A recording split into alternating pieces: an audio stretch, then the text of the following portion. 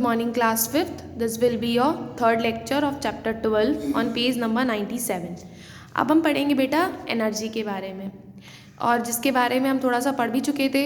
ठीक है, एनर्जी को हम ये जान गए थे कि एनर्जी क्या होती है। अब हम पढ़ेंगे बेटा कि एनर्जी के सोर्सेज क्या क्या हैं, मतलब हमें कहाँ से मिलती है।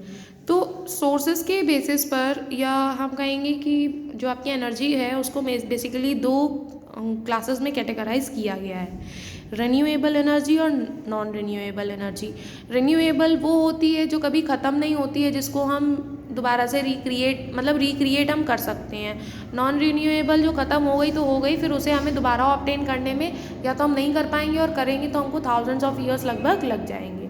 ठीक है, तो सबसे पहले रिन्यूएबल के बारे में बात करते हैं। तो रिन्यूएबल में आपका सबसे पहला है विंड एनर्जी। विंड एनर्जी क्या है? जो विंड मिल्स या जो विंड टर्बाइंस होती हैं उनमें ब्लेड्स लगी होती हैं जो कि विंड की हेल्प से काइनेटिक एनर्जी प्रोड्यूस करती हैं, और फिर उस काइनेटिक एनर्जी की हेल्प से इलेक्ट्रिसिटी प्रोड्यूस करती हैं। ये बेटा इस टाइप के विंड मिल्स होती हैं, जिन्हें हम पवन चक्की भी कहते हैं। तो जब जो विंड होती है, जब वो ब्लो होती है तो ये मूव करती हैं।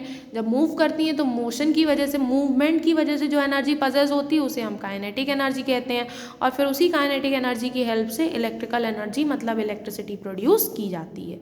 ठीक है, दूसरा है आपका हाइड्रो पावर। हाइड्रो पावर या फिर वाटर एनर्जी, ठीक है, इसका यूज़ कहाँ किया जाता है कि जो आपके जैसे डैम्स वगैरह होते हैं या वाटर के साइड पर जो ऐसे टरबाइंस प्रेजेंट होते हैं, ऐसे ही टाइप के, जैसे ये आपके विंड टरबाइंस हैं, इसी टाइप के टरबाइंस प्रेजेंट होते हैं। तो उन पर जब वाटर प्रेशर से गिरता है तो वो रोटेट होना चालू हो जाते हैं, मूव करने लगते हैं, जिसकी वजह से वो काइनेटिक एनर्जी उसमें प्रोड्यूस होती है। वाटर एनर्जी काइनेटिक एनर्जी में कन्वर्ट होती है, और फिर वो जो काइनेटिक एनर्जी है वाटर की, वो किस में कन्वर्ट हो जाती है? इलेक्ट्रिकल एनर्जी में, और इस तरीके से इलेक्ट्रिसिटी प्रोड्यूस होती है। फिर है आपकी सोलर एनर्जी। सोलर एनर्जी मतलब जो हमको सन से मिलती है। तो सोलर एनर्जी का यूज़ कैसे किया जाता है कि जो सन से जो हमको जो भी एनर्जी मिलती है उससे हम लोग हीट और इलेक्ट्रिसिटी प्रोड्यूस करते हैं।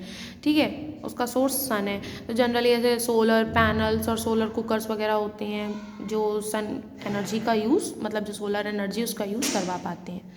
फिर आती है आपकी geothermal energy. Geothermal energy is extracted from heat stored inside the earth and is used to generate electricity. Geothermal energy भी बेटा किससे हमें मिलती है? जो अर्थ के क्रस्ट के नीचे जो भी हीट प्रेजेंट है उसी हीट का यूज़ करते हैं, उसी हीट एनर्जी का यूज़ करके हम लोग इलेक्ट्रिसिटी प्रोड्यूस करते हैं। तो उसी हीट एनर्जी को हम कहीं ना कहीं जियोथर्मल एनर्जी कहते हैं। ठीक है, नाउ टर्न योर पेज। फिर है बेटा आपकी mechanical energy. Mechanical energy basically जो मशीन्स वगैरह जिस एनर्जी से वर्क करती हैं उसे हम मैकेनिकल एनर्जी कहते हैं। मैकेनिकल एनर्जी काइनेटिक भी हो सकती है और पोटेंशियल भी हो सकती है। ठीक है, अभी काइनेटिक और पोटेंशियल एनर्जी क्या होती है? तो मैंने अभी भी बताया आपको कि जो मोशन की एनर्जी होती है, मतलब अगर कोई भी बॉडी मूव कर रही होती है तो जो एनर्जी होती है उसे हम बोलते हैं काइनेटिक एनर्जी। और अगर कोई बॉडी स्टेशनरी पोजीशन में, मतलब वो रुकी हुई है, वो मोशन नहीं कर रही है, तो जो एनर्जी उसमें स्टोर्ड होगी उसे हम कहते हैं पोटेंशियल एनर्जी। जितने भी मूविंग ऑब्जेक्ट हैं आपके, वो पोटेंशियल एनर्जी पजेस करते हैं, और जो एनर्जी है वो एक ऑब्जेक्ट से दूसरे ऑब्जेक्ट में ट्रांसफ़र की जा सकती है। जैसे कि एक कार है, एक कार की क्या होती है? पोटेंशियल एनर्जी होती है। जब वो स्टार्ट होती है रन होना तो फिर वो एनर्जी किस में कन्वर्ट होने लगती है? काइनेटिक एनर्जी में। जो ऑब्जेक्ट जितना ज़्यादा तेज़ मूव करता है, फास्ट मूव करता है, उसकी काइनेटिक एनर्जी उतनी ही ज़्यादा होती है। मतलब जो स्लो मूव कर रहा है उसकी काइनेटिक एनर्जी कम है, और जो फास्ट मूव कर रहा है उसकी काइनेटिक एनर्जी ज़्यादा है।